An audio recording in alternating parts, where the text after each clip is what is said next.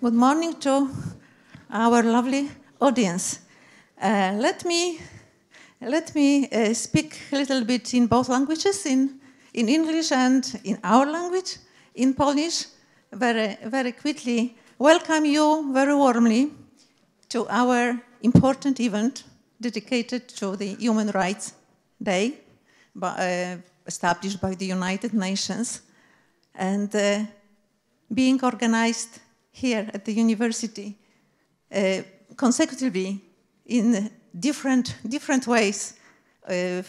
That's the history that we organize the action of writing letters, Amnesty International, on the occasion of this very day. We will talk about this a little bit later, but now, once again, I would like to welcome you on behalf of the organizers for the UITM hosting Human Rights Day and our debate, All Genders Are Equal.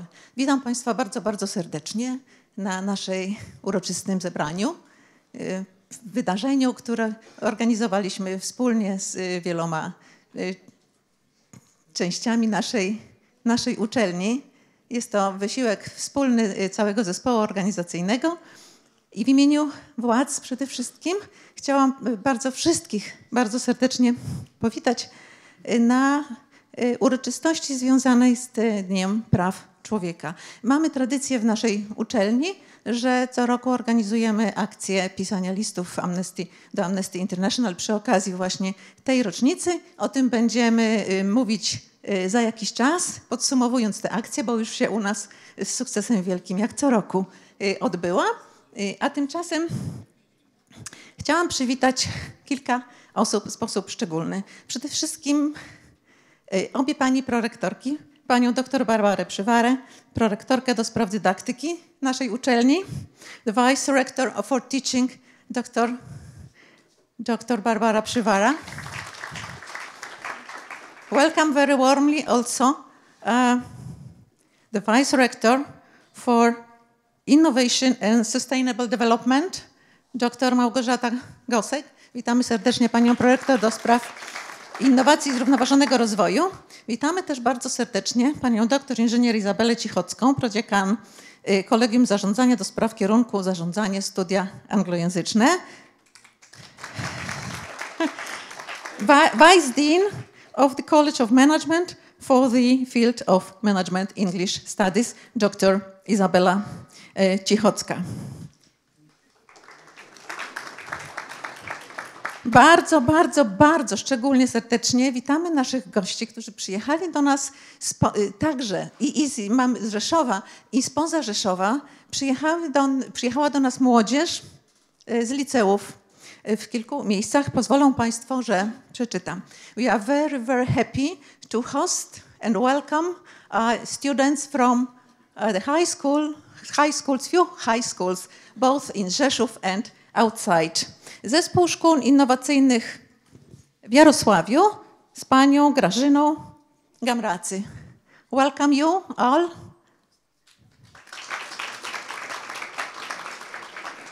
Pierwsze Liceum Ogólnokształcące imienia Mikołaja Kopernika w Jarosławiu z pedagogami panią Elżbietą Łambucką i panem Maciejem Wesołowskim. Witamy was serdecznie. Welcome you all, our dear guests. Witamy także gości z 6 Liceum Ogólnokształcącego w Rzeszowie z panem Arkadiuszem Błażejowskim. Welcome. I bardzo, bardzo serdecznie witamy Liceum Akademickie Ogólnokształcące w Rzeszowie, zwane ALO, czyli jakby trochę dziecko naszej uczelni, z panią dyrektor Renatą Unarską.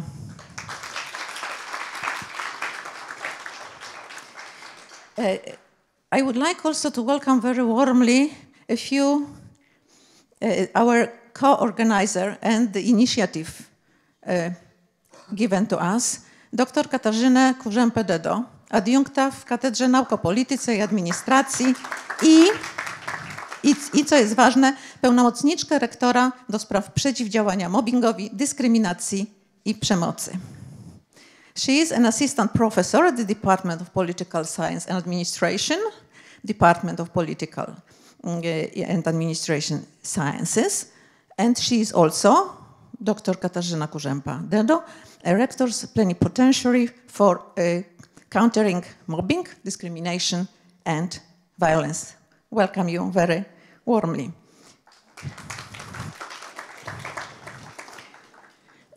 I welcome very warmly all of you students of the UITM, and special invitation and special warm welcome to our students, artist students, who were kind enough to give us such a great exhibition of posters. Let's clap and thank them very warmly for the initiative.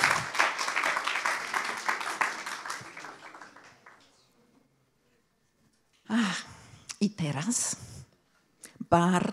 bardzo szczególnie serdecznie chciałam powitać naszego gościa honorowego, pana doktora, ambasadora Zdzisława Rapackiego, polskiego ekonomistę i wieloletniego dyplomatę, stałego przedstawiciela naszego kraju przy biurze ONZ w Genewie w latach 2004-2010.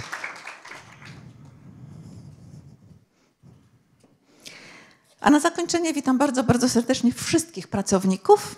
I welcome very warmly all the workers, all the staff members of the university. But before I do so, I would like to mention from the us who organized this event, as organizers, that we are very proud and we are very grateful to our linguistic department.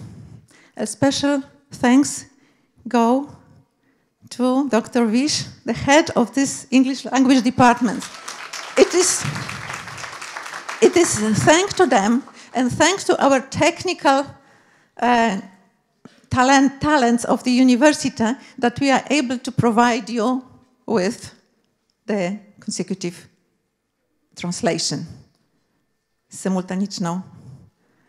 symultaniczne tłumaczenie. Bardzo jeszcze raz, bardzo dziękujemy. Dziękuję, że pan z nami jest dzisiaj i dziękujemy paniom, które wprawdzie nie widzimy jeszcze w tej chwili, ale właśnie nas bardzo dzielnie wspierają.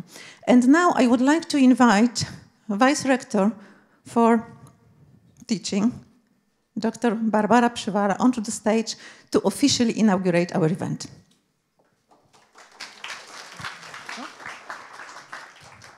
Dzień dobry Państwu. Bardzo się cieszę, że zechcieliście Państwo przyjąć zaproszenie na dzisiejszą debatę, która dla naszej uczelni jest bardzo ważna, bo wpisuje się w działania, które podjęliśmy już kilka lat temu, aby to była uczelnia otwarta. Ja chciałabym, zanim opowiem o tym, w jakie nasze ważne cele i wartości wpisuje się dzisiejsze spotkanie, dzisiejsza debata, wykład, chciałam jeszcze podziękować raz i Państwu za obecność, naszym gościom, że zechcieli tu do nas przyjść, ale przede wszystkim chciałam podziękować, jak tutaj pani Małgosia mówiła, bardzo gorąco organizatorom dzisiejszego spotkania, którymi jest Koło Naukowe Międzykulturowy Klub Badawczy The Globe, który nawiasem mówiąc zajął w tym roku pierwsze miejsce na takim evencie, gdzie prezentują się wszystkie koła naukowe uczelni, więc bardzo proszę także nagrodźmy oklaskami to koło wszystkich jego członków za to, że właśnie są tak ambitni, tacy aktywni, czego jesteśmy tutaj dzisiaj także świadkami. Także brawa dla koła. Opiekunami tego koła jest właśnie pani magister Małgorzata Wejsis-Gołębiak. Dziękuję bardzo. Pan Mieczysław Moneta, który tutaj skromnie stoi, natomiast wiem, że mocno tutaj przykłada swoją rękę. Oprócz tego chciałam podziękować współorganizatorom dzisiejszego spotkania. To jest Europe Direct Rzeszów. Mamy dzisiaj przedstawicieli Europe Direct. Jeśli ich nie ma, to serdecznie ich pozdrawiamy. Rada Kół Naukowych naszej uczelni i jeszcze raz podziękowania dla pełnomocniczki rektora do spraw przeciwdziałania mobbingowi, dyskryminacji i przemocy, pani dr Katarzynie Kurzępie-Dyto. Bardzo Państwu dziękuję za zorganizowanie dzisiejszej debaty. Szanowni Państwo, jak wspomniałam, nasza uczelnia, Wyższa Szkoła Informatyki i Zarządzania, to uczelnia otwarta na świat. To uczelnia, w której chcemy gościć, w której chcemy, żeby się dobrze czuła wielokulturowa wspólnota studentów, ale także wykładowców. To także ważną dla nas wartością jest odpowiedzialność społeczna, dlatego podejmowane przez nas działania, inicjatywy realizowane są już od wielu lat. Ja wspomnę o kilku z nich, mam je na liście, bo jest ich bardzo dużo, wybrałam kilka. I powiem też na końcu, jak to wszystko zostało ukoronowane, tak. Wprawdzie nie mamy królowej, ale mamy panią prorektor, więc na koniec jeszcze o tym parę słów. Proszę Państwa, w roku 2019 nasza uczelnia przystąpiła do deklaracji społecznej odpowiedzialności uczelni. Między innymi cele tutaj nam przyświecające to upowszechnianie idei równości, różnorodności, tolerancji oraz respektowania i ochrona praw człowieka w odniesieniu do całej społeczności akademickiej. Rok później przyjęliśmy politykę przeciwdziałania mobbingowi, dyskryminacji i przemocy wobec pracowników naszej uczelni oraz politykę przeciwdziałania dyskryminacji i przemocy wobec studentów i studentek oraz słuchaczy studiów podyplomowych naszej uczelni. We wrześniu w roku 2022 nasza uczelnia przyjęła strategię zrównoważonego rozwoju wsi na lata 2022-2024, która między innymi zobowiązuje uczelnię do realizacji celów agendy 2030, w tym celu 5, jakim jest równość płci. We wrześniu 2022 roku nasza uczelnia przystąpiła do grona sygnatariuszy Karty Różnorodności, a karta ta to pisemne zobowiązanie podpisywane właśnie przez organizacje, które obliguje ją do wprowadzenia zakazu dyskryminacji w miejscu pracy. I WSIS jest pierwszą w Polsce uczelnią niepubliczną, która przyjęła to rozwiązanie właśnie wynikające z Karty Różnorodności.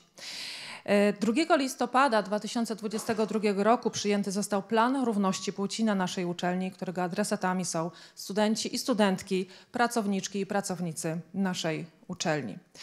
Szanowni Państwo, to wszystko zaowocowało tym, że od 1 października mamy prorektorkę do spraw zrównoważonego rozwoju, panią dr Małgorzatę Gosek. Jeszcze raz bardzo proszę o brawa dla niej, bo to także jej dziecko, ta dzisiejsza debata.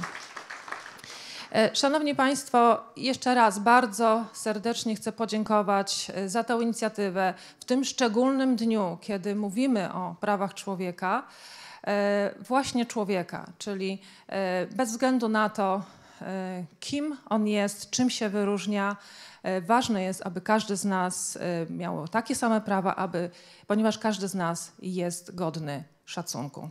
Życzę Państwu udanych obrad i miłego spędzania czasu w naszej uczelni.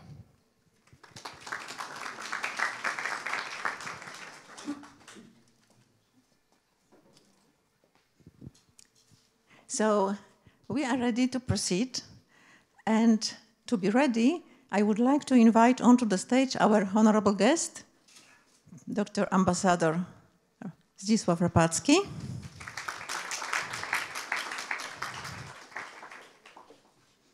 And also representative of our students and also working with us, members of our staff.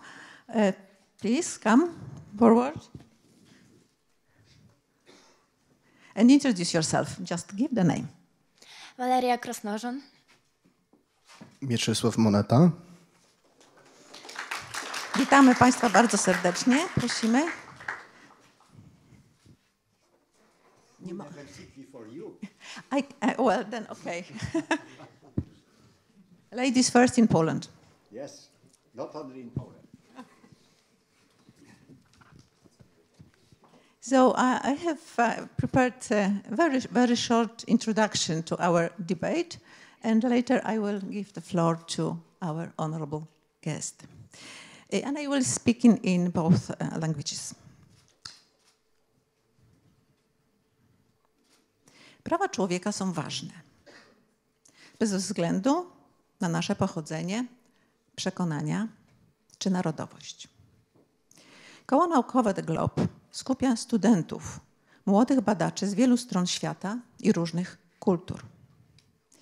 Różnorodność w naszym klubie i w naszej uczelni pozwala nam w szerszym kontekście spojrzeć na jedną z fundamentalnych, ale jednocześnie niezwykle trudnych do wdrażania i przestrzegania na co dzień kategorii praw człowieka, równości płci, głównego tematu przewodniego naszego dzisiejszego spotkania. Human rights are important regardless of origins, beliefs or nationality.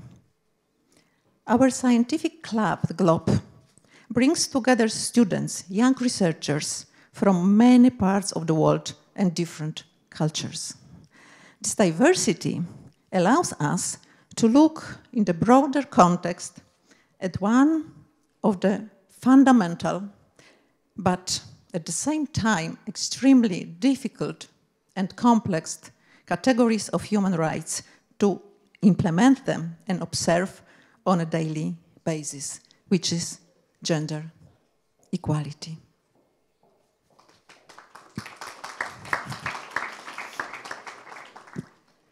And not following, I would like to give the floor to our honorable guest, Dr. Ambassador Zdzisław Rapacki, who will give us inaugurational speech before we start debating.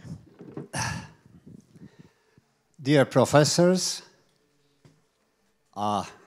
ladies and gentlemen, students, colleagues, it is an honor and privilege for me to address this audience. Young people, you are the future. But before we start, as I understand, we will talk about human rights concentrating on gender. Am I right? So, on the stage we have quite good gender, but I would be more safe and privileged if woman is seated on my right hand and not this handsome young man. Please, change your positioning. Okay, thank you. It's okay, I'm not mad. I welcome you. To warm up the meeting, I would like to tell you that I was the person who was requested by Queen Elizabeth II publicly to kiss her hand. Okay, later on, if we have some time, I may come back and tell you this very funny story, but I deserve the right to be inscribed to the Book of Records of Guinness because of this event. Okay, ladies and gentlemen, let's start my introductory remarks. Today we will talk about human rights and gender equality. Every person deserves human rights that must be protected by law. According to the United Nations, there are 30 fundamental human rights recognized all around the world. Let's look at 7 of the most fundamentals. The first, the right to life. I will come back to this right many times in the future. This means that no one, including the government, may attempt to take human life. This also means that the government should take appropriate measures to protect life by enacting life-saving laws and, in some circumstances, taking steps to protect life if it is at risk. Number 2, the right to marry and have family. Everyone has the right to marry and have family. The exercise of this right is closely linked with the right to respect for private and family life. Number 3, the right to equal treatment before the law. Every person has the right to recognition as a person before the law. Every person has the right to enjoy the person's human rights without discrimination. Number 4, the right to privacy. Privacy is an important way to protect individuals and society from arbitrary and unjustified uses of power by limiting what those who may seek to control can know and do. Number 5, the right to freedom of thought, religion, opinion, and expression. Everyone has the right to freedom of thought, conscience, and religion. This right includes freedom to change the religion or belief, and freedom, either alone or in community with others and in public or private, to manifest the religion or belief in worship, teaching, practice, and observance. The right to work. The right to work is the concept that people have a human right to work, to engage in productive employment, and should not be prevented from doing so. The right to education. Education is the basic human right for all and is important for everyone to make the most of their lives. Every person is entitled to a quality education without discrimination, which means a compulsory free primary school education for every child. Secondary school, including technical training, must be available to everyone. States must work towards providing this for free. Everyone has the right to life, liberty, and personal security, freedom from prosecution, access to education, health care, and decent living conditions are basic human rights. There are several international organizations which both provide the rules and watch the respecting civil rights and freedoms.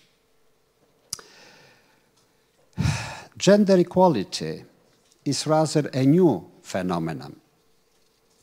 Until the 19th century, women were treated as inferior to men in all areas of life.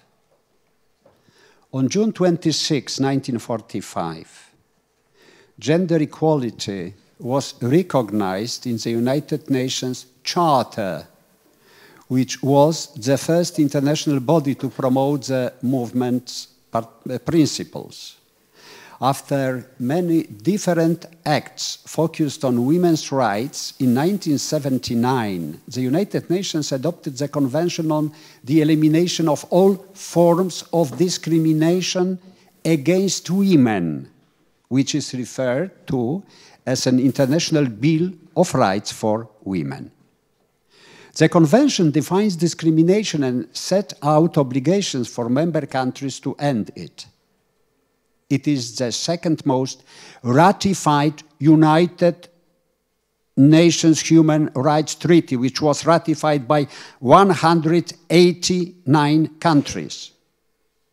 You know probably as very well, but we have 193 members of United Nations. So I mean, it is the number of countries recognized by the world society. We have some more countries, but I don't want to mention the name of these countries. However, some of them are full-fledged countries. There are international organizations dealing with both human rights and gender. These include intergovernmental organizations, the Third Committee of the General Assembly, the Human Rights Council, the International Labour Organization, which is closest to my heart because I was president of governing body of this organization in the past, and the International Organization for Migration. The General Assembly assigns agenda items to its Committee on Social, Humanitarian and Cultural Affairs, commonly known as the Third Committee. Relating to a range of social, humanitarian, and human rights issues that affects nations around the world. An important part of the committee's work focuses on the examination of human rights issues, including reports on the special procedures.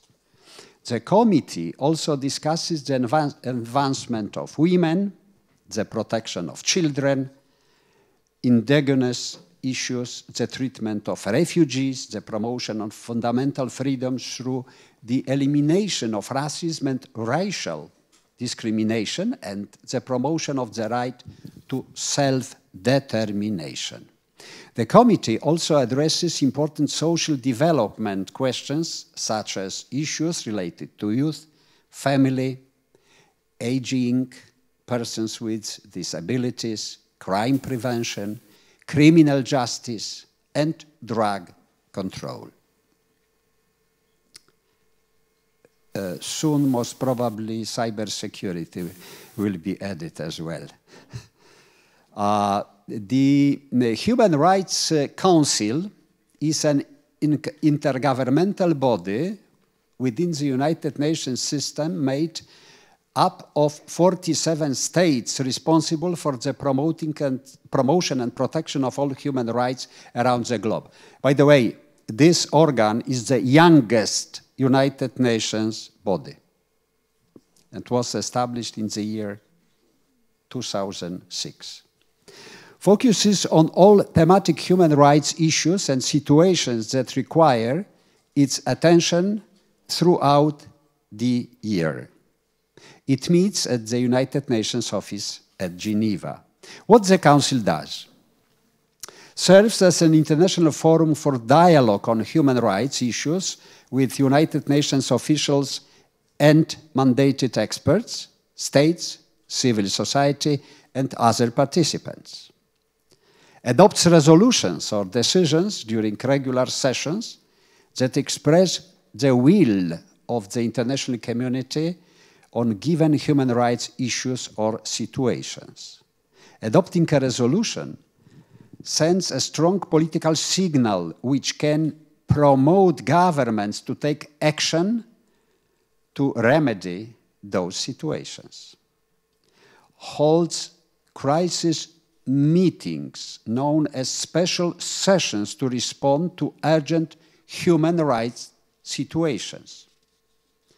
Reviews the human rights records of all United Nations member states via the Universal Periodic Review. Appoints the special procedures, independent human rights experts who serve as the eyes and ears of the Council by monitoring situations in specific countries or looking at specific themes, and authorizes commissions of inquiry and fact-finding missions which produce hard-hitting evidence on war crimes and crimes against humanity. The next one is International Labour Organization. I mentioned already it is my organization, ILO. It's a United Nations agency. I have to interrupt for a while and escape from the text. It's the second oldest international organization in the world. The oldest one is the International Post Union, which was established in the 19th century. ILO, International Labour Organization, was founded in the year 1919 and is a part of Treaty of Versailles. And among founders of this organization, 9 countries established this organization was Poland. I have to add, at that time, we had the maximum number of states, it was like 60, 65, not almost 200 as we have today. Okay, let's come back to my text. It is a United Nations agency whose mandate is to advance social and economic justice by setting international labor standards. The ILO standards are aimed at ensuring accessible, productive, and sustainable work worldwide in conditions of freedom, equity, security, and dignity. They are set forth in 189 conventions and treaties. This is a coincidence because as well we have 189 members of this organization, of which 8 are classified as fundamental according to the 1998 Declaration on Fundamental Principles and Rights at Work. Together they protect freedom of association and the effective recognition of the right to collective bargaining, the elimination of forced or compulsory labor, the abolition of child labor, and the elimination of discrimination in respect of employment and occupation, as well as far as gender is concerned. The ILO is the major contributor to international labor law. We have another organization established in 1951, the International Organization for Migration. Is the leading intergovernmental organization in the field of migration and is committed to the principle of that human and orderly migration benefits migrants in society. IMO is part of the United Nations system as a related organization. IOM supports migrants across the world developing effective responses to the shifting dynamics of migration and as such is a key source of advice on migration policy and practice. The organization works in emergency situations, developing the resilience of all people on the move, and particularly those in situations of vulnerability, as well as building capacity within governments to manage all forms and impacts of mobility. The organization is guided by the principles enshrined in the Charter of the United Nations, including upholding human rights for all, respect for all rights, dignity, and well-being of migrants remains paramount.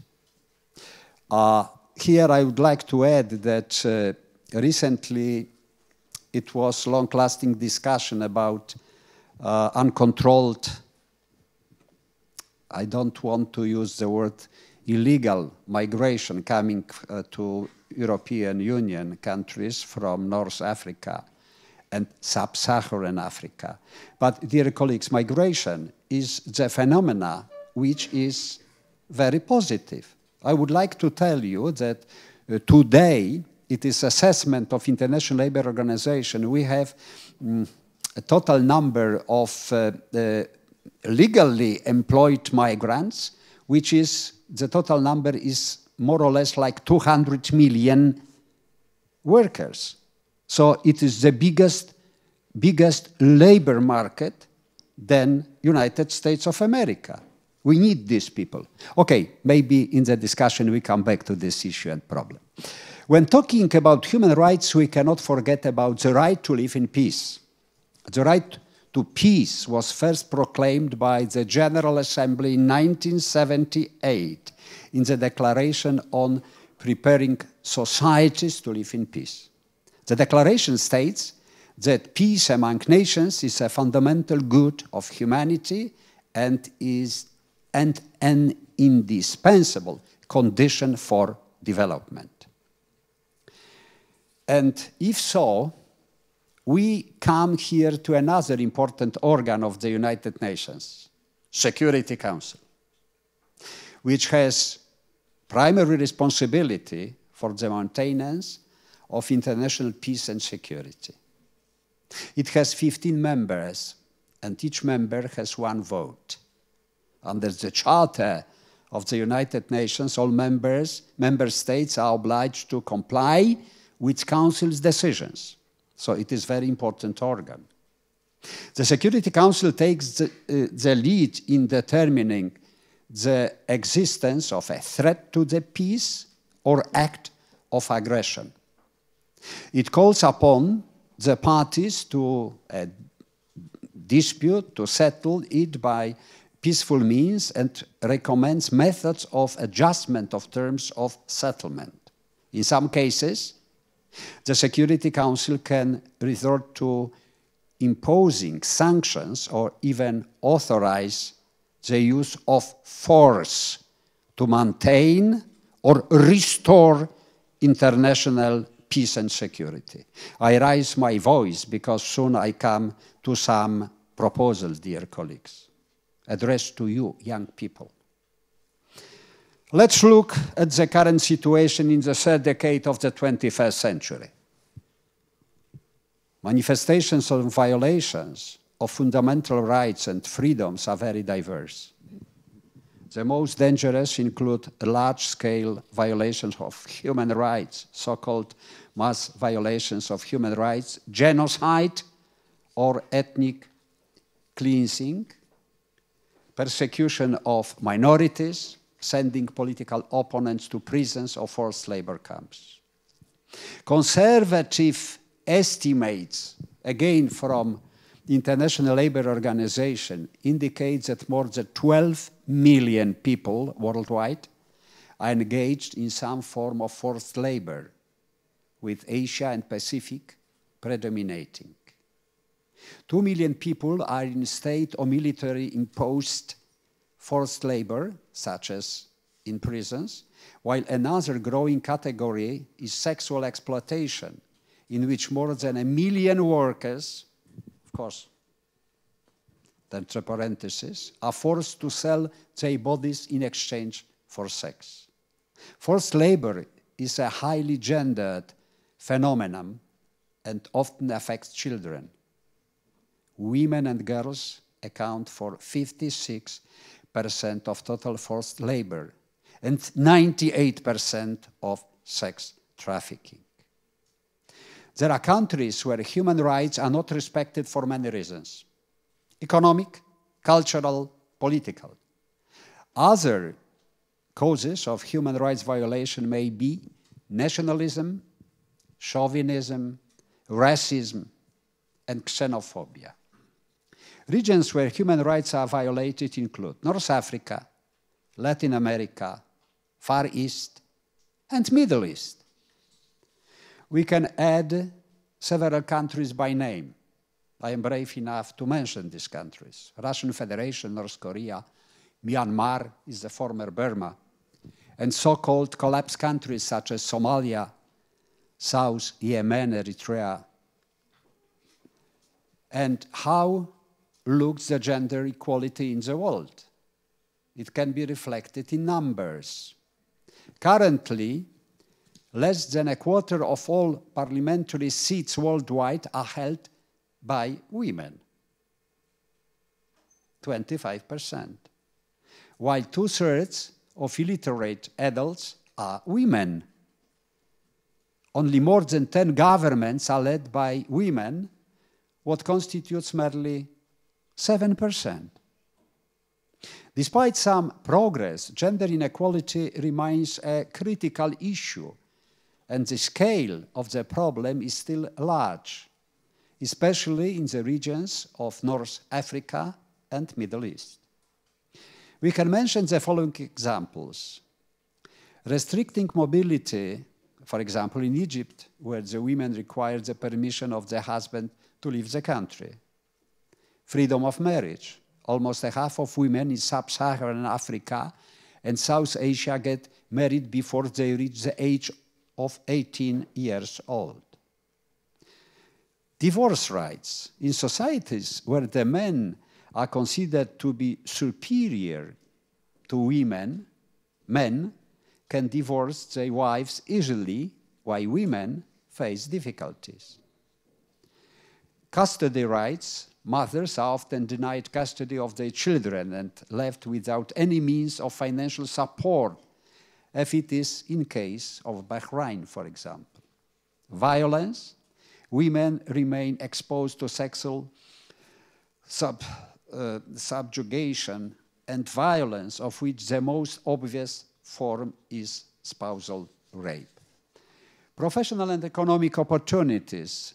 High-paying jobs remain dominant in the world, and women earn on average 77% only of what men earn doing the same job, work.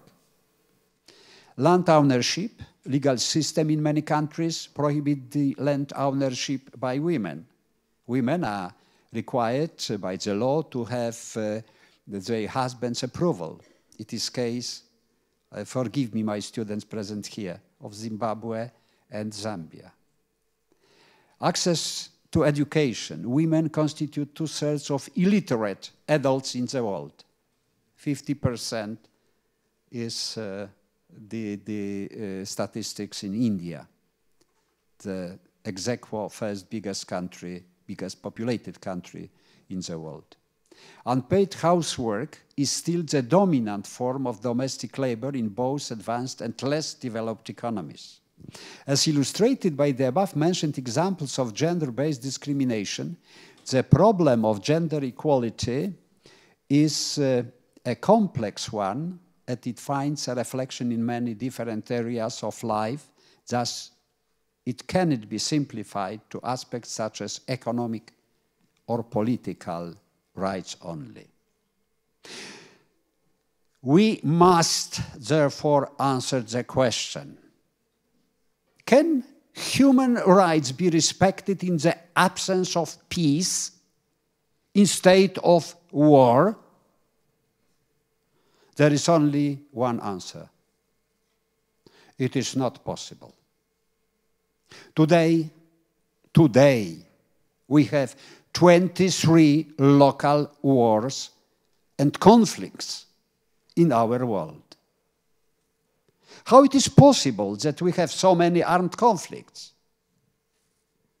In the recent past, we have witnessed events that shame the world and our civilization, such as Rwanda. I know that we have students here from this beautiful country, where between 800,000 and 1 million people were brutally murdered. Darfur, the number of victims of the conflict is estimated at over 300,000 killed, but the total number of people killed in the confrontation that lasted over 50 years amounts to over 2 million victims, and over 4.5 million people were forced to emigrate. We may add Balkans, Myanmar, Syria, and 2 new wars in Ukraine and Middle East. The answer to this question is that we are not adequately prepared to either maintain or restore peace. We lack appropriate tools and instruments. How it is possible that having above mentioned and other organizations deepening integration, the world's multinational system is ineffective? In my opinion, the problem is that a significant part of these organizations are unable to meet the current challenges. The world is undergoing profound changes. Look, the Cold War ended. Globalization has intensified, and we have entered the era of information technology revolution. Artificial intelligence stays behind us. I am very much afraid of this challenge. So the world is changing at an accelerating pace, but multilateral structures are not. The United Nations and many other key organizations were established almost 80 years ago in various different geopolitical conditions. Thus, there is an urgent need to reform of the multilateral system. All the reforms of the multilateral system should start with the reform of the United Nations Security Council. It's a first step. Permanent membership of 5 countries and the veto power is an anachronism. Perhaps there is a room for permanent members in the Security Council, but not 5, maybe for 10 most important countries in the world selected on the basis of the number of inhabitants, their share in the global economy, and contribution to the financing of multilateral programs. Here I would like to add that in my organization, International Labour Organization, my governing body had 10 permanent member countries. First 10 world economies. But they had no right to veto any decision. Majority vote was binding. All these factors can be weighted. I come back to Security Council. For example, population 30%. We have 2 countries in the world which got the number of inhabitants 1.4 billion. People's Republic of China and India. In Asia, we have today, I don't want to make mistake, it's my assessment, they're living like 60% of the total population, maybe. Okay, just permanent, well, the another 30% I will give to economic potential, rule of law, or good governance, in other words, 20%, and contribution to program funding, 20%. Thus, permanent membership would not guarantee an unrestricted right to occupy a permanent seat. The changing world and consequently the position of states may result in obtaining the right of permanent membership or its loss. The current rule, what we have now, of 10 non-permanent members elected for a period of 2 years does not raise objection, as it gives the opportunity to participate in joint decision-making on matters of peace and security to representatives of regions of the world that do not have a permanent member. This is currently the case with the African continent. Permanent members should be privileged, having the right of the permanent seat, but none of them individually should have veto right, veto power. A solution may be the adoption of resolutions or decisions by the Security Council by a majority of votes, provided that at least 50% of the votes of the permanent members are obtained. We may leave such a possibility and solution. This is the first but not the last step. The division of countries into regional groups, at least those in Europe, into Eastern and Western ones, is also an anachronism and reflects the Cold War era, which ended 30 years ago. How to change the grouping of countries to better reflect their expectations and interests? You remember I mentioned that we have almost 200 countries. I would come with such a proposal.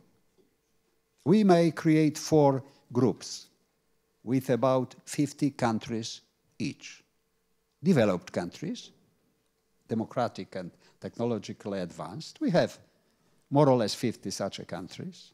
Emerging economies, People's Republic of China, India, Brazil, South Africa, some other countries. We have about 50 such countries.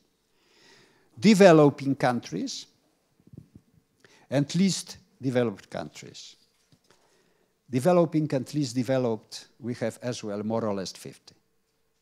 And being grouped with other partners, which we may name like-minded countries, it might help us to, well, table and present the expectations. These changes are very difficult, but possible. And if we start from these changes, the next will come. Let's allow me to name some other changes. The possibility of imposing sanctions on countries that do not fulfill their obligations, including in the field of human rights, or violate, if the countries violate the norms of international law. Building an international payment system based on solid foundations. Elimination of the requirement of consensus as an obligation when making substantive decisions. It is an example of International Monetary Fund where United States, as the only country, may veto any decision. And Conference on Disarmament. Forgive me, dear colleagues, I was as well the president of this international organization. And Conference on Disarmament has failed to start any negotiation related with peace and security and disarmament for the last 27 years. Why? Because rules of procedure request consensus. Very sorry, forgive me, but it was my failure as well. However, Poland tabled an initiative which was accepted. Okay, last but not least, there is still time for these reforms, but it is becoming less and less. And I use this opportunity to address you, my dear colleagues, students from Poland and many countries from different parts of the world. Think about what I've said. I am tabling this proposal, but it will take more time than their life in front of me. I thank you very much for your attention.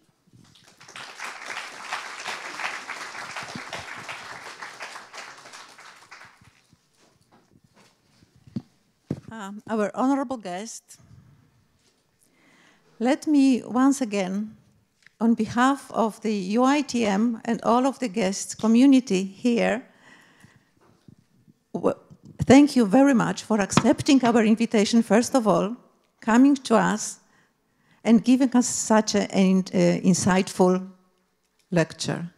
Szanowny Panie Ambasadorze, w imieniu społeczności naszej uczelni, a także wszystkich zgromadzonych naszych gości również, którzy przyjechali do nas na dzisiejszą uroczystość, chciałam po pierwsze bardzo jeszcze raz podziękować serdecznie za to, że zaakceptował Pan nasze zaproszenie, że jest Pan z nami, Panie Ambasadorze, i również za to, że podzielił się Pan z nami tak głęboko przemyślanymi spostrzeżeniami oraz wiedzą o Organizacji Narodów Zjednoczonych i sytuacji, która nas w tej chwili otacza, w której jesteśmy, a nie zawsze zdajemy sobie sprawę z tego albo ją przemyśliwamy. Dear guest and dear you all, I give you just a few seconds to relax a little bit and to find out what questions would you like perhaps to ask our guest. We already have some questions being sent to us previously. Thank you all very much for being such eager to discuss and debate. But as you know, our guest was giving us this lecture for some time, so giving him just 1, perhaps 3 minutes to relax and be ready for answers, I would like, in meanwhile, to invite onto the stage Dr. Paula Wieczorek, our colleague, to share with you the summarizing of our action of Amnesty International. Dr. Paula Wieczorek. Thank you so much. Good morning, everyone. Thank you for this wonderful and inspiring speech. I'm really happy to be here today as we come together to celebrate Human Rights Day. And it is my pleasure to share with you the outcomes of our university's Amnesty International Right for Rights campaign, which took place last week.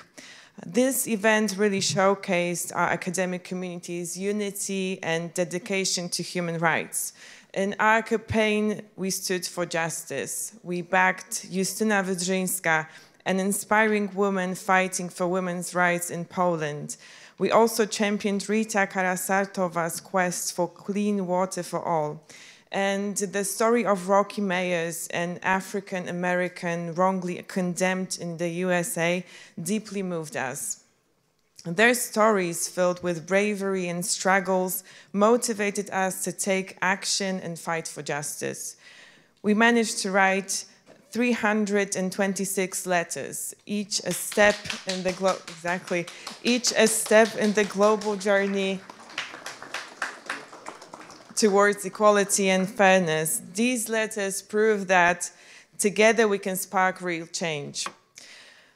A big thank you to all of you who joined in, giving their time and heart. Your empathy and resolve are truly priceless.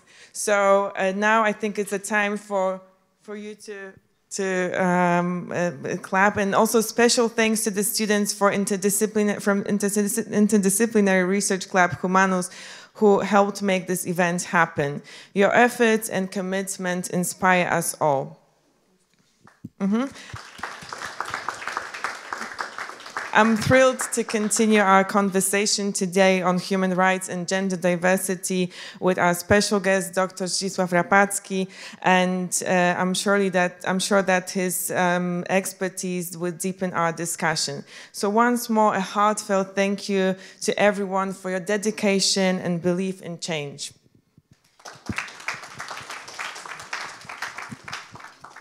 Now let me switch into Polish. Szanowni Państwo, w tych wyjątkowych chwilach, gdy spotykamy się, by uczcić Dzień Praw Człowieka, chcę podzielić się z Państwem rezultatami maratonu pisania listów Amnesty International, który odbył się na naszej uczelni w ubiegłym tygodniu. To wydarzenie stało się wyrazem solidarności i zaangażowania naszej społeczności akademickiej w obronę praw człowieka i tematykę równości. Podczas maratonu nasze myśli i pióra były skierowane ku tym, którzy doświadczyli niesprawiedliwości. Wśród nich znalazła się Justyna Wydrzyńska, walcząca o prawa reprodukcyjne kobiet w Polsce, oraz Rita Karasartowa, dążąca do zapewnienia dostępu do czystej wody jako podstawowego prawa człowieka. Przypadek Rockiego Mayersa, afroamerykanina, który został niesłusznie skazany na śmierć w USA, także głęboko nas poruszył.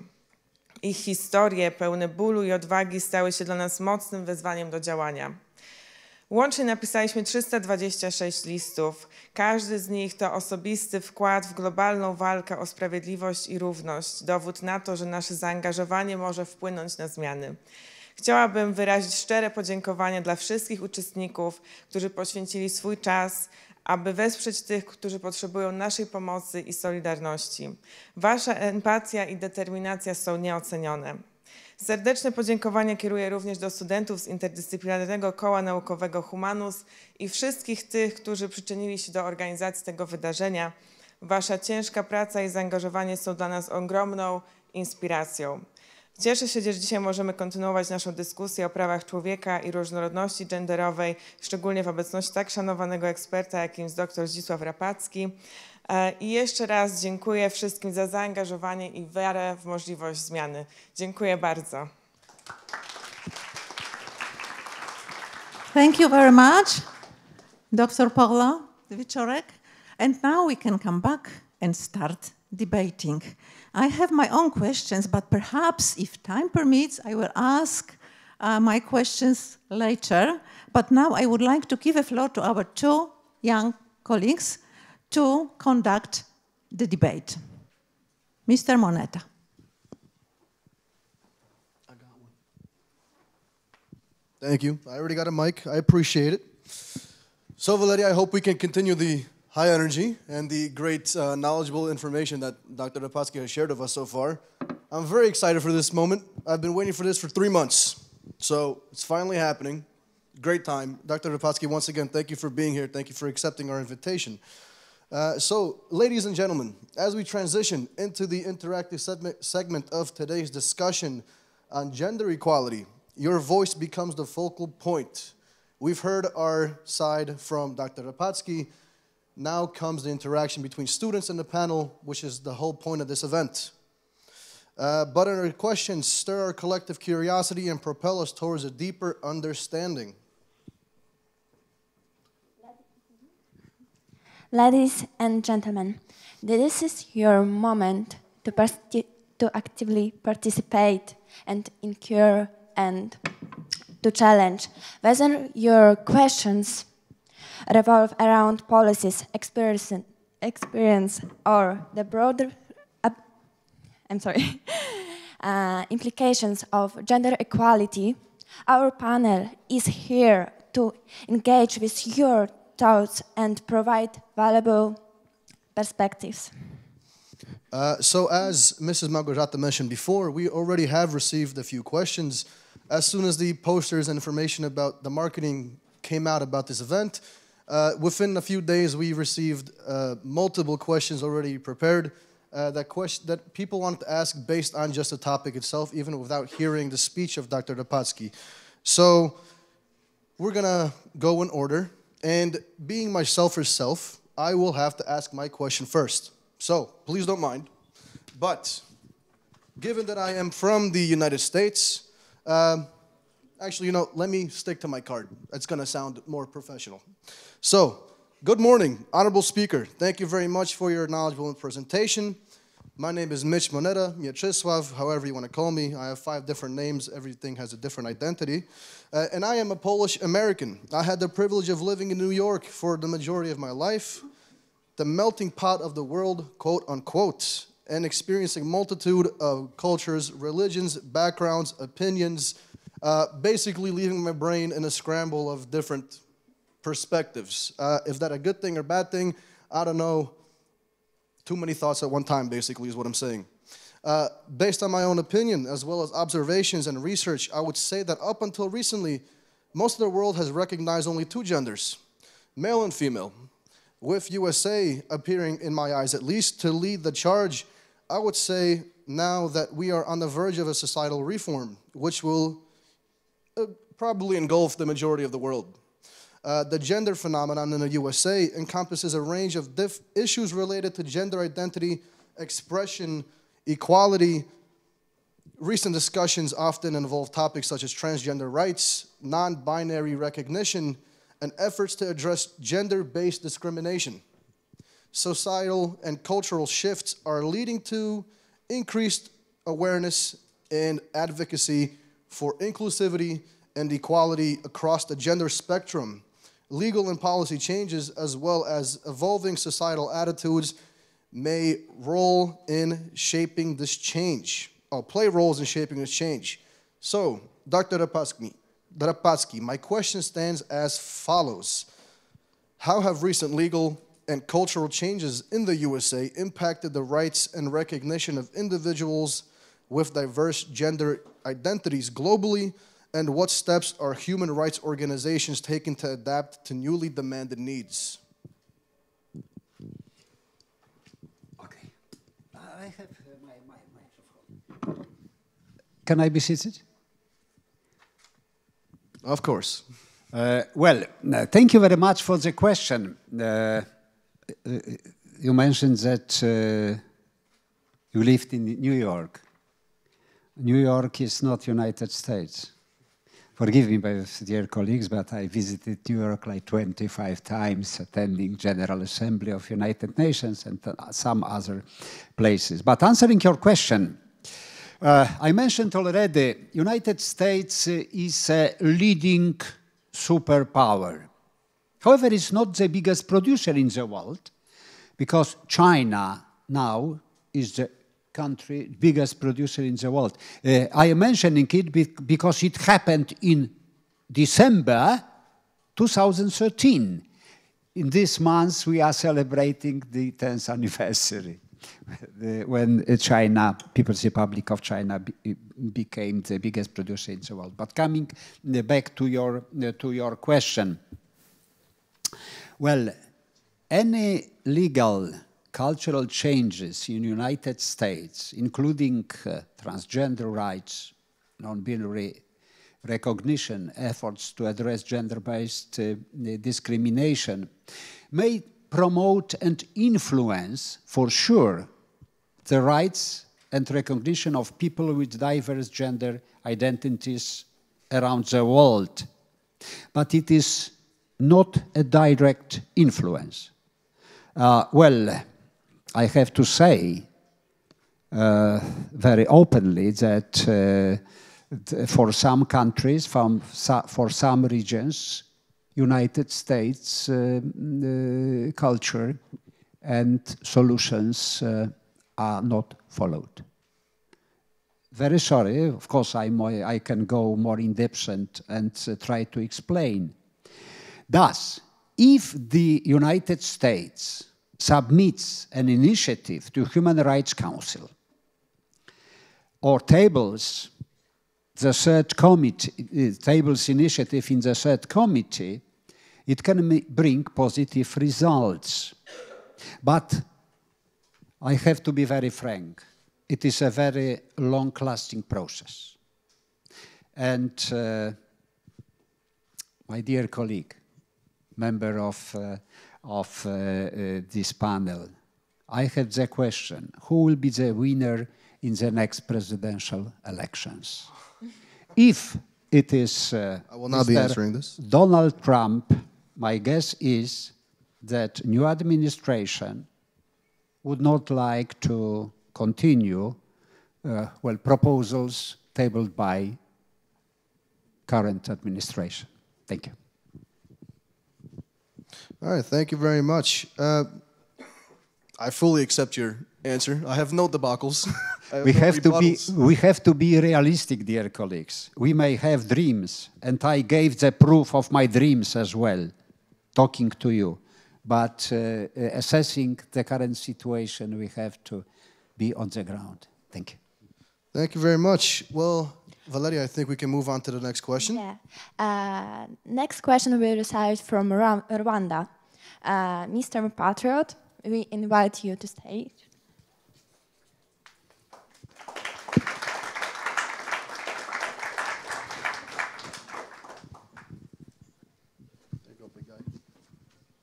All right, good morning, everyone.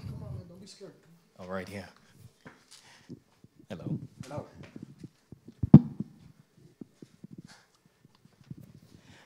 All right, so my name is Patriot Lumumba from Rwanda.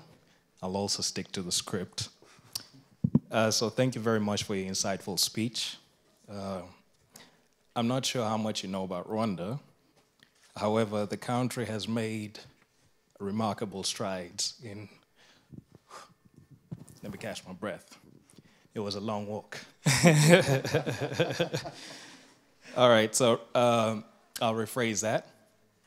So Rwanda has made remarkable strides in gender equality. Post-genocide, Rwanda prioritized women's inclusion. Today, Rwanda boasts one of the highest percentages of women in parliament globally, with about, I think, 61%. And the government's commitment to gender equality is evident in policies like the gender quota. So this extends beyond politics, of course. Rwanda has initiatives promoting women's participation in various sectors, including business and education. The gender policy underscores the commitment to creating equal opportunities. So my question to you, Honorable Speaker, in terms of policy and legislation, are there specific measures Poland has implemented that could serve as a model for advancing gender equality? And furthermore, how adaptable do you think these measures could be to the context of Rwanda's ongoing commitment to gender equality? Thank you. Thank you very much, my dear colleague. Before I surprise you, I will answer the first part of the question. Really, my knowledge about Rwanda is rather limited. I mentioned already that what I know of the country, I know the tribe clashes, in which almost 1 million people were killed. And World and Security Council of United Nations failed to react. The rescue came too late. It is the shame of our civilization. And Security Council, of course.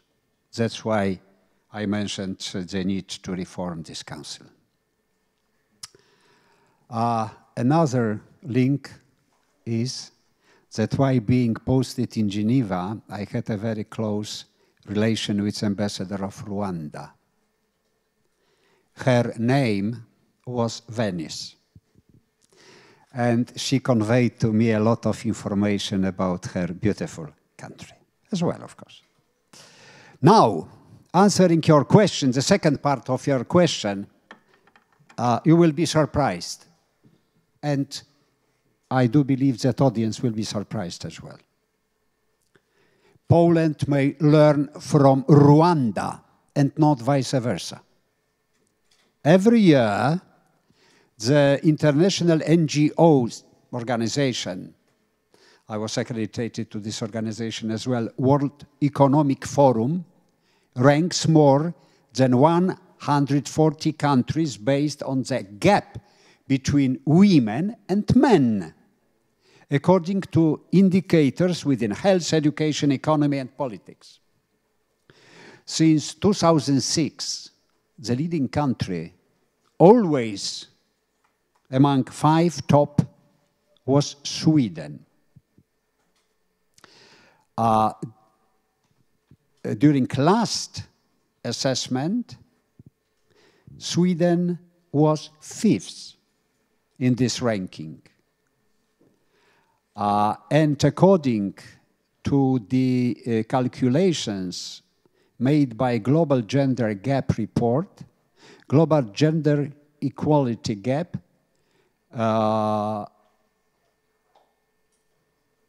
placed Rwanda on the position number 4.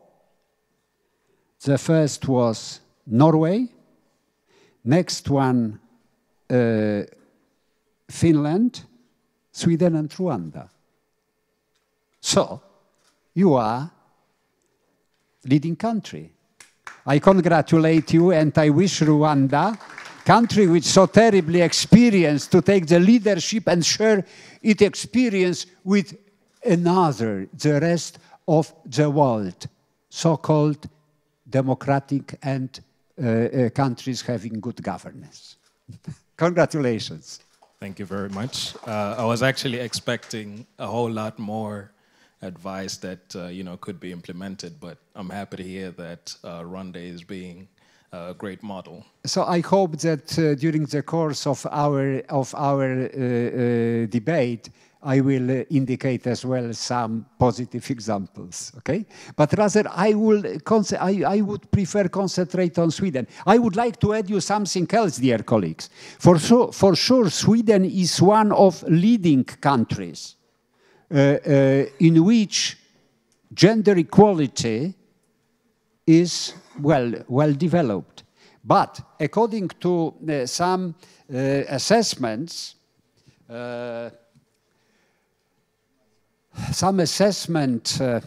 conveyed by experts, the gender equality gap in Sweden will not be closed until, attention, 295. So personally, I am not satisfied. I would like to speed up the process. Let's hope that it happens. Thank you.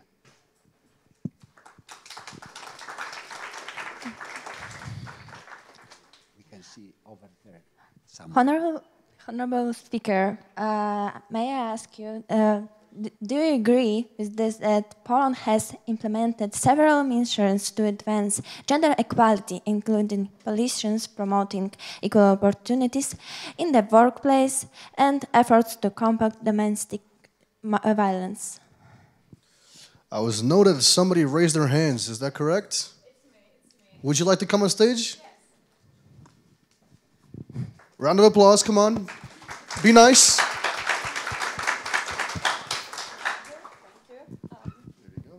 I have let myself to interrupt you, and I must say that I'm honored to say to such publicity. Because, well, when I was listening to those questions and answers, that remind me my conversation with Rami. Rami is an Arabic person who lives since 20 years in Poland. And we were talking about a tolerance, about some traditionals, and he said to me that his mother wears hijab, and he says that we as white people think that hijab is kind of slavery for women. Well, meanwhile, she feels that it's her really religion thing, and it's her really religion value, so no one could ever make her to stop wearing it.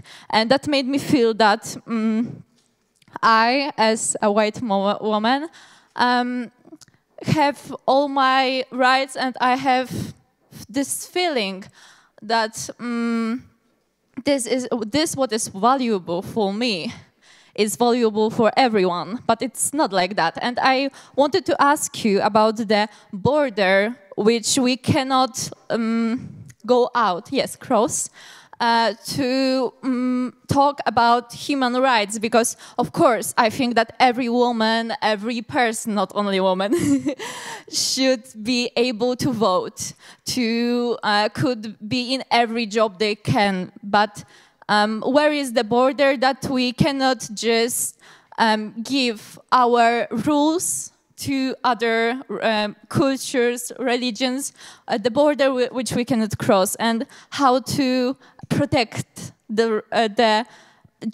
only the human rights, but also these cultural needs.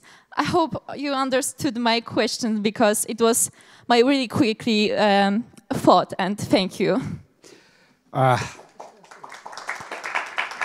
May I?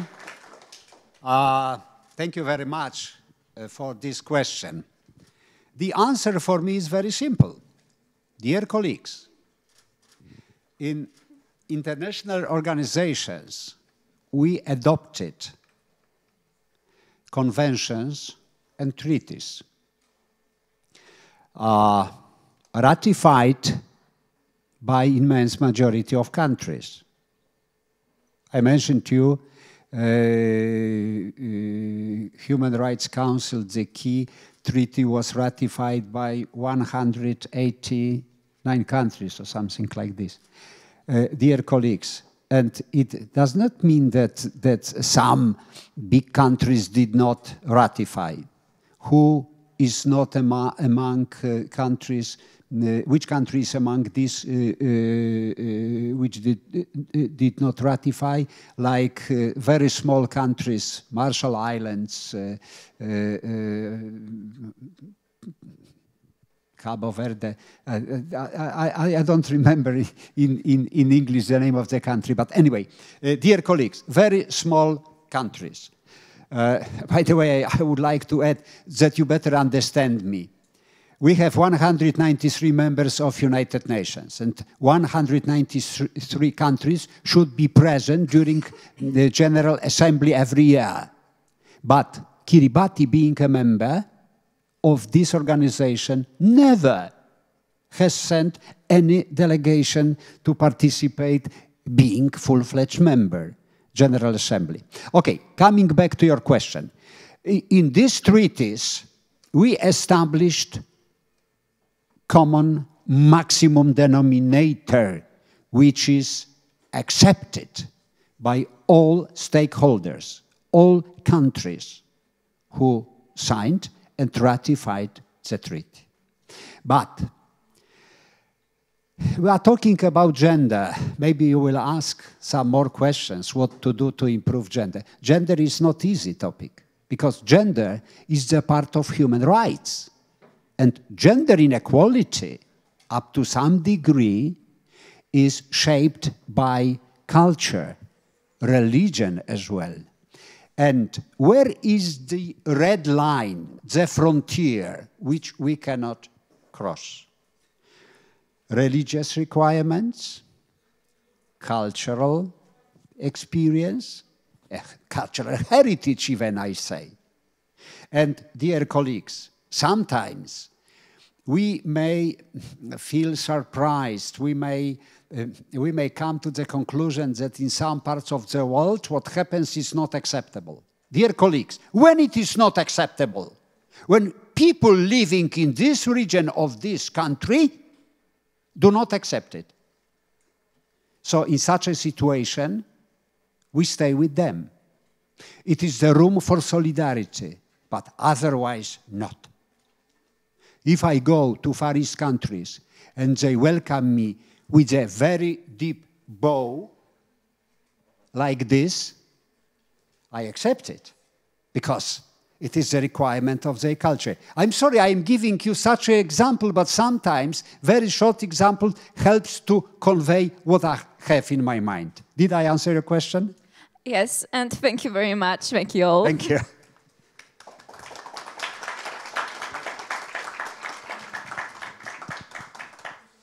All right, thank you for coming up on stage.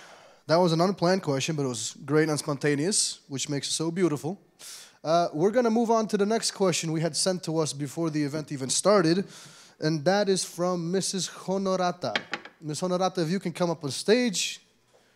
Round of applause. Remember to be nice.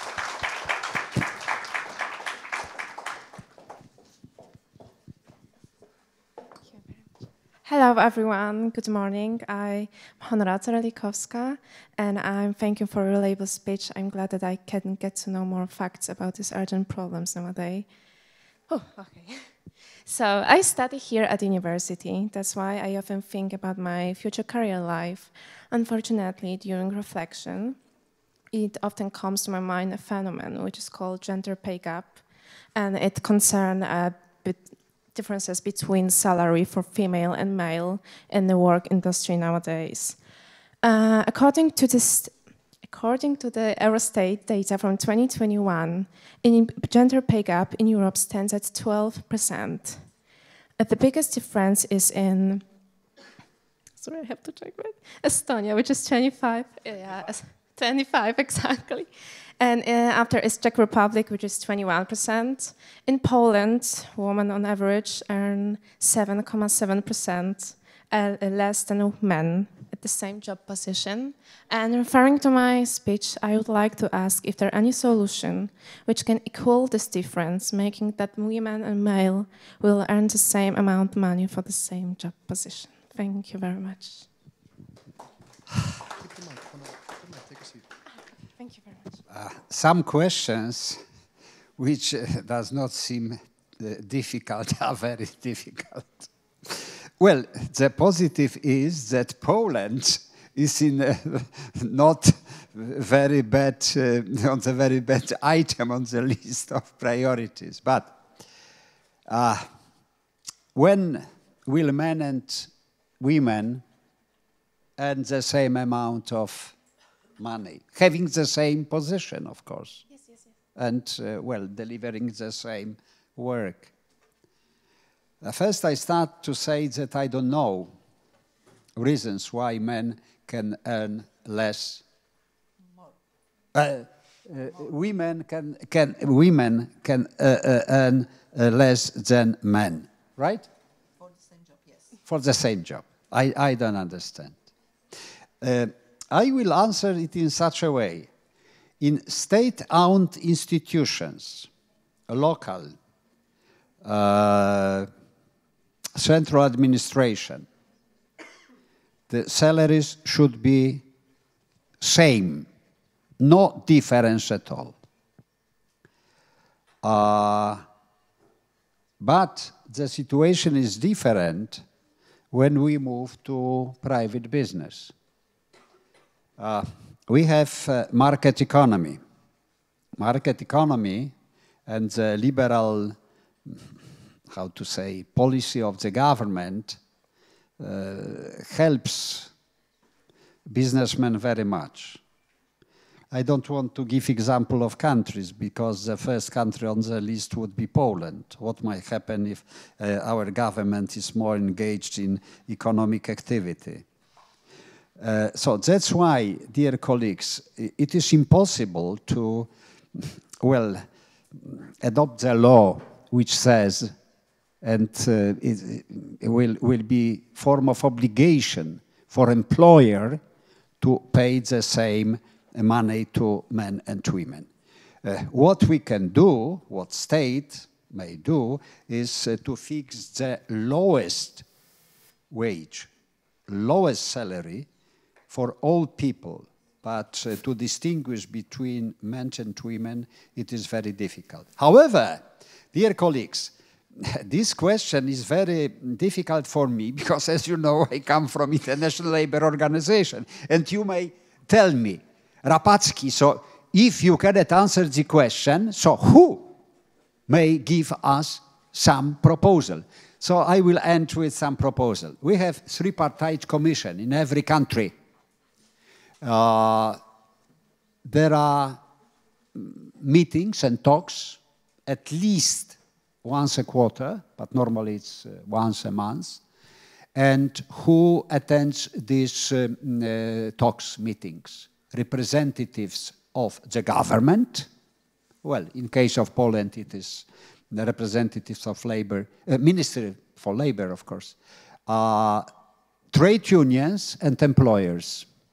And it is the room where we may talk about gender inequality. I will add something. Majority of all my employed people, both in Poland and abroad, were women. So, forgive me. That's why I was so successful. Thank you.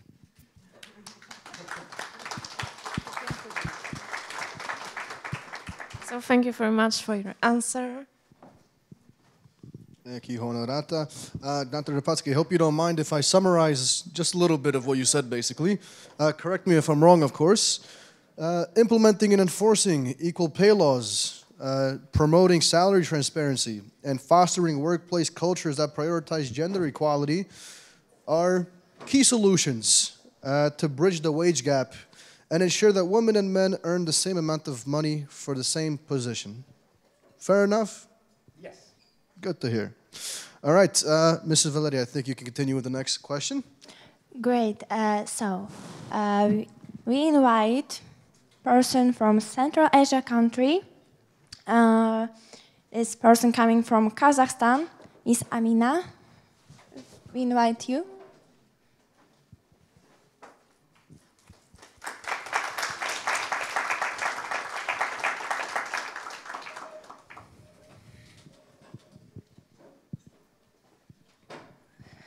Hello, everyone. My name is Amina. I'm from Kazakhstan, as Valeria said. First, I would like to express my gratitude to Multicultural Research Club, The Globe, for organizing such event on a big scale and giving us opportunity to discuss important topics and for inviting people with huge experience behind. So I'm not sure if it's strictly correlated with the topic of gender equality, but I believe in some sense it makes, it has something to do with it. So I'm sure that most of us will agree that women are less physically able than men, and most of the cases it causes the high percentages of domestic violence in countries. So in Kazakhstan, for example, the statistics were growing progressively. And for instance, in 2018, it was about 25,000 cases, registered cases of domestic violence. And by 2019, it increased by 17%, reaching 29,000 cases. So this sparked a national conversation and people are demanding to reevaluate the existing measures and to do create a better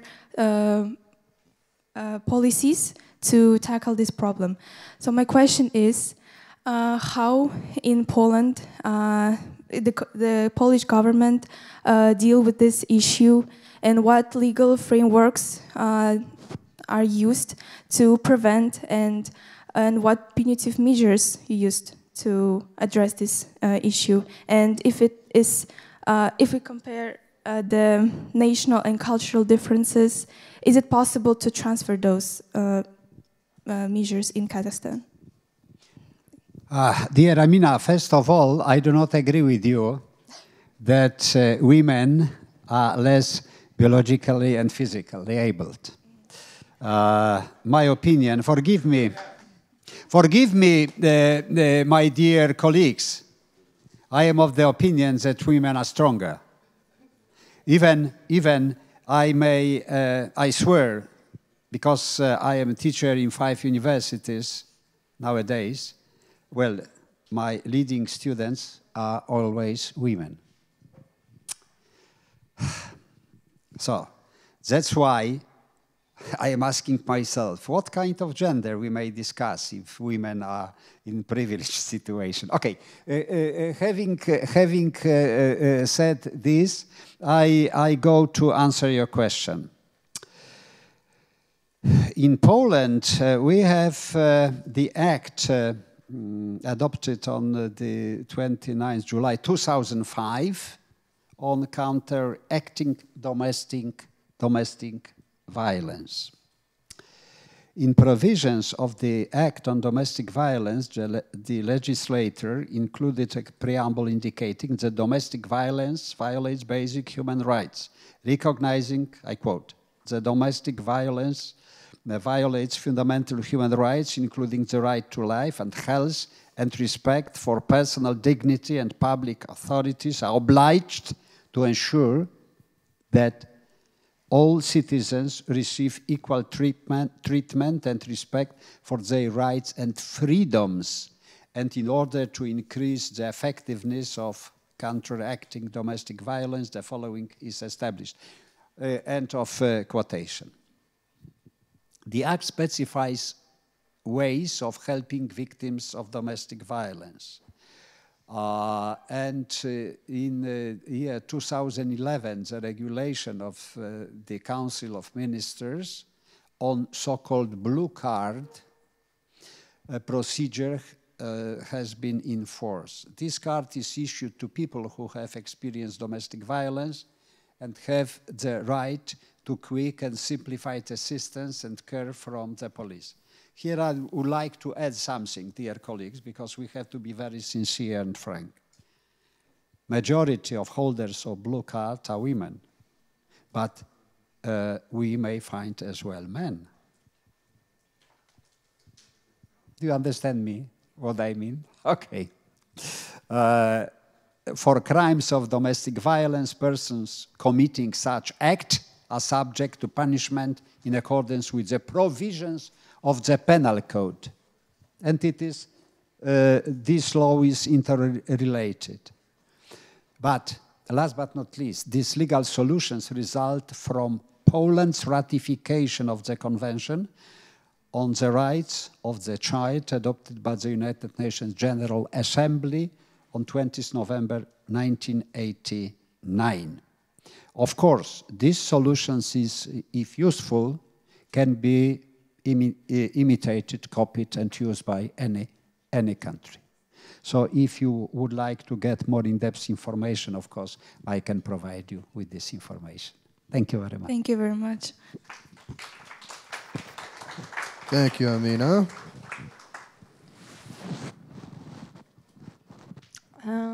Dear Honorable Speaker, am I correct that in Poland the legal framework addressing domestic violence includes the Act of Counteracting Domestic Violence, providing protection orders and support services? Thank you. All right, Amina, thanks again for coming up. Next, we have Mr. Tendai from Zimbabwe. I would like to invite you on stage. Round of applause, please. Thank you very much.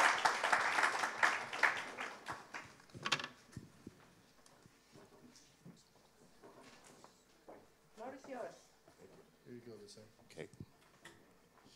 So I wrote it down so that, oh, you have it there? Oh, thank you. Okay. Thank you very much for the very insightful presentation before.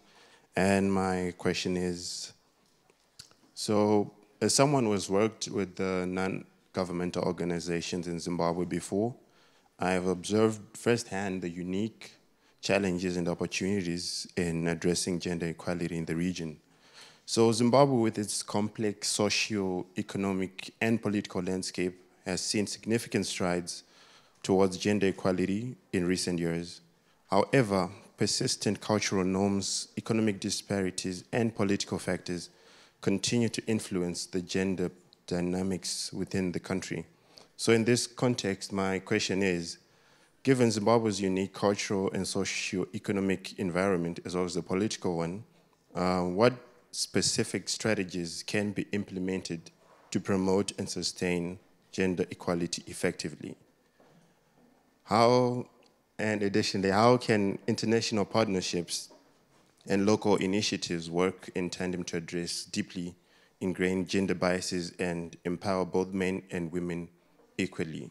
And just as a side note, this also touches on the women in politics in saying how can the country or the region as a whole promote women in politics in going for elections and going for other posts in the top office.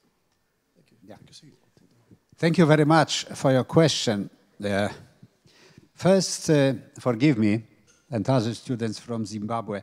Zimbabwe is not the leader among democratic countries. Well, this knowledge comes from, I guess that this knowledge while working in international human rights council. But dear colleagues, it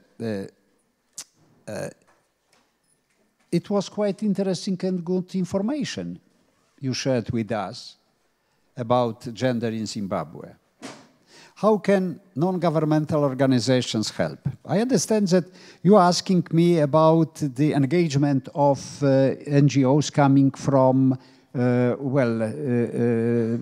multilateral environment from other countries.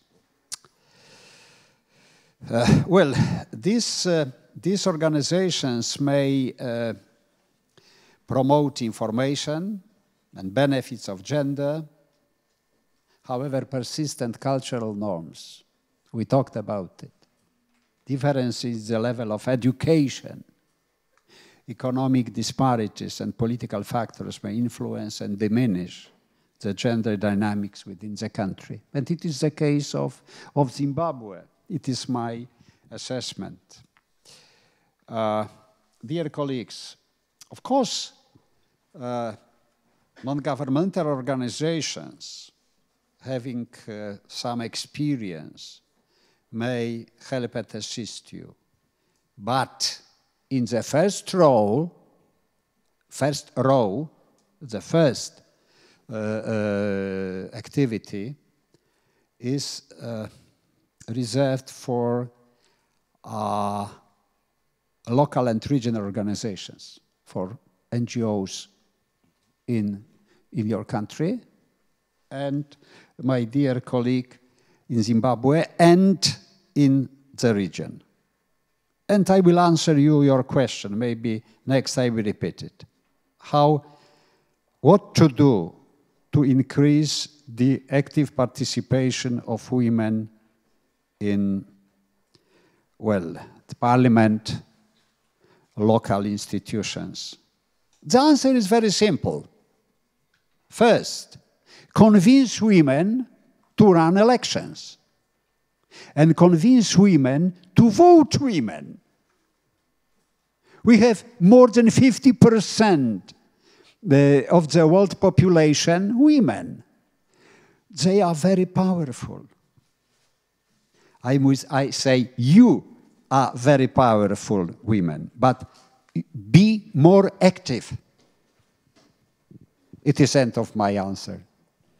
Right, Do you accept? Yes, I accept. So, inform your women in Zimbabwe. Be more active. Thank you very much. Participate in the public life. Thank you. Thank you. Tendai, thank you for coming up. I think you summed it up very well, Dr. Rapacki. I will not go over and delay it anymore. On to the next question. So next question we received from Poland. We invite them Cunningham.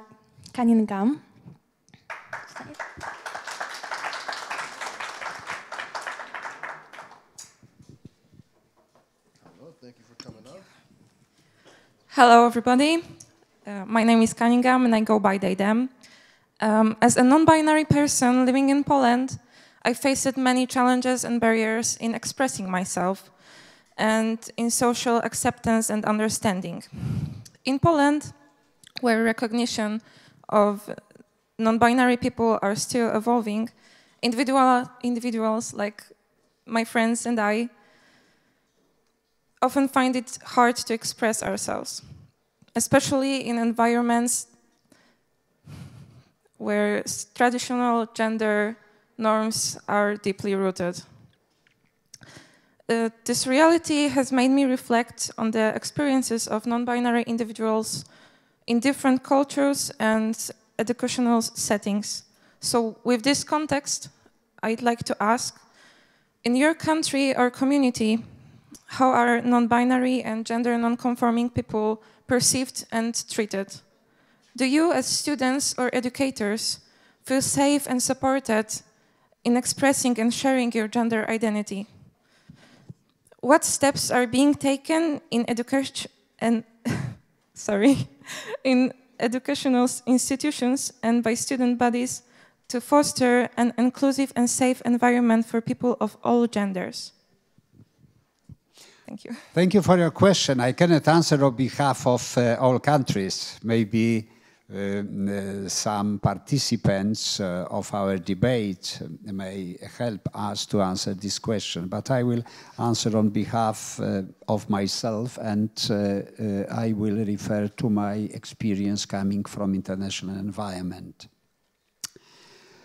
I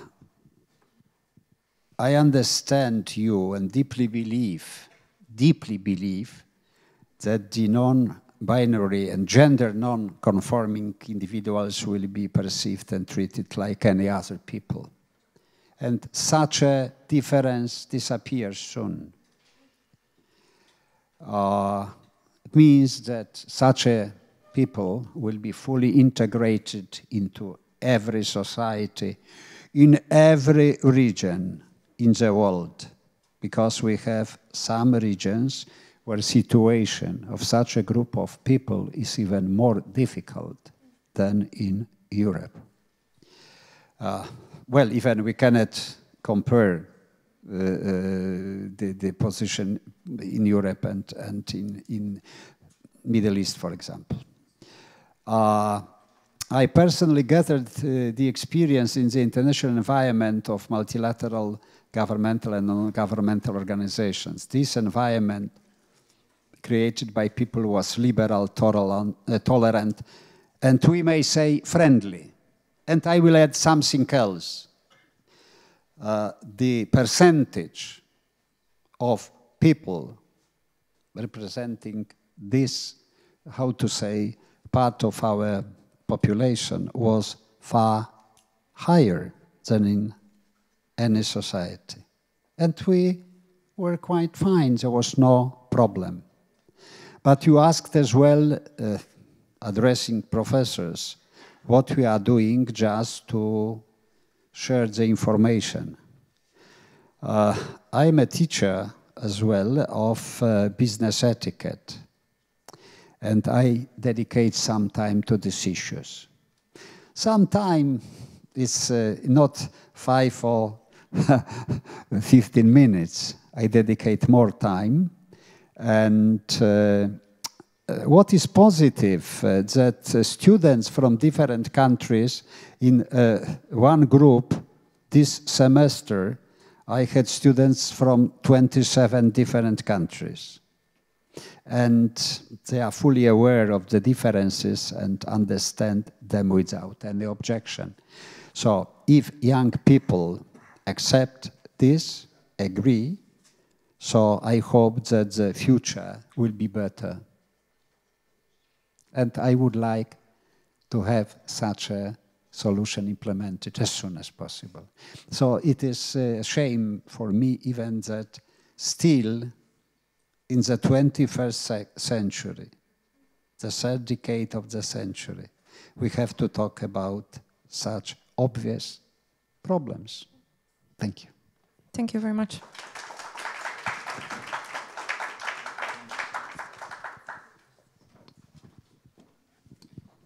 So, what do you think? Sharing international experience can inspire Poland to have safe place for non-confirming individuals? Well, Poland is not among leading countries, unfortunately. All right, Cunningham, thank you very much for coming up. Unfortunately, that will be our last question as it comes to the actual seminar of the part of the event. Unfortunately, we're running out of time. It's already a little past the deadline, but that's all right. But please do not worry. There's a lot more questions. We really just scratched the surface. So please don't worry. If you had a question prepared and you still really want it to be answered, right after this, we will be asking you to join us for refreshments and beverages and food by the opening right there, where you guys can have individual conversations with Dr. Rapacki amongst each others. So I highly encourage your discussion. But for now, I would like to transfer the mic to Dr. Izabela Cichocka to close out this event and say a few nice words to us, hopefully.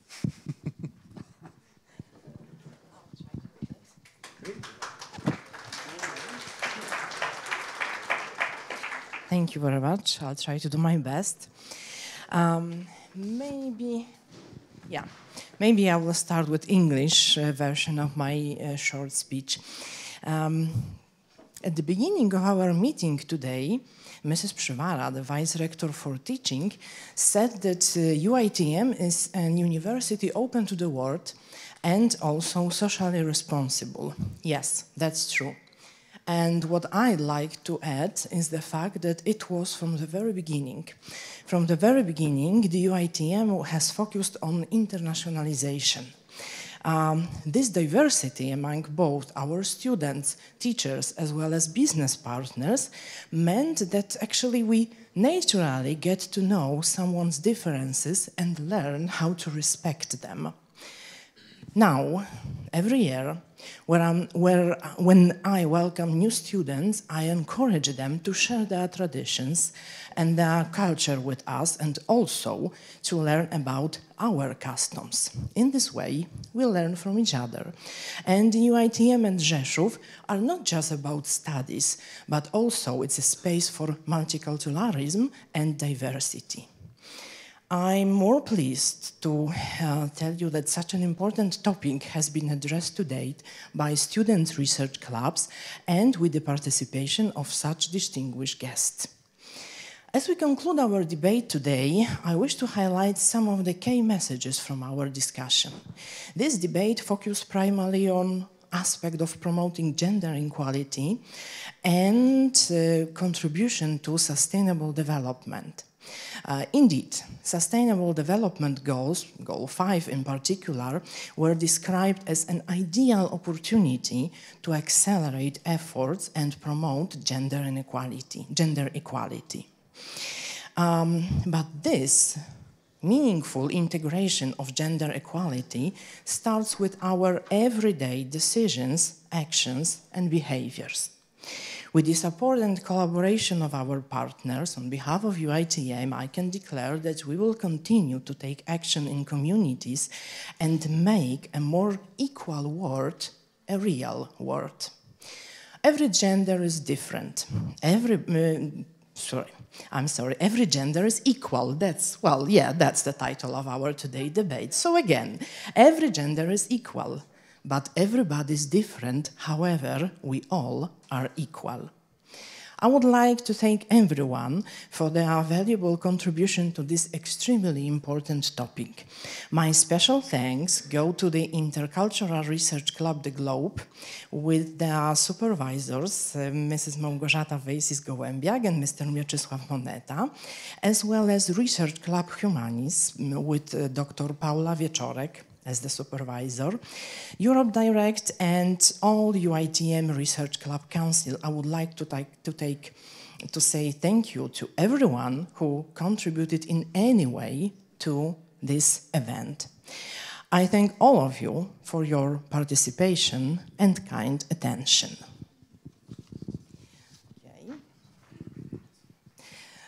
Teraz kilka słów po polsku, choć nie jest tak łatwo się przełączyć. Szanowni Państwo, bardzo dziękuję za przybycie, bardzo dziękuję za tak aktywne uczestnictwo. Tak jak pani prorektor wspomniała na początku, WSiS to uczelnia otwarta na świat, WSiS to uczelnia odpowiedzialna społecznie i od początku swojego istnienia nastawiona na umiędzynarodowienie. To umiędzynarodowienie spowodowało, że w sposób naturalny i tak gładko uczyliśmy się siebie, szanowaliśmy i do dzisiaj szanujemy swoje kultury i tradycje.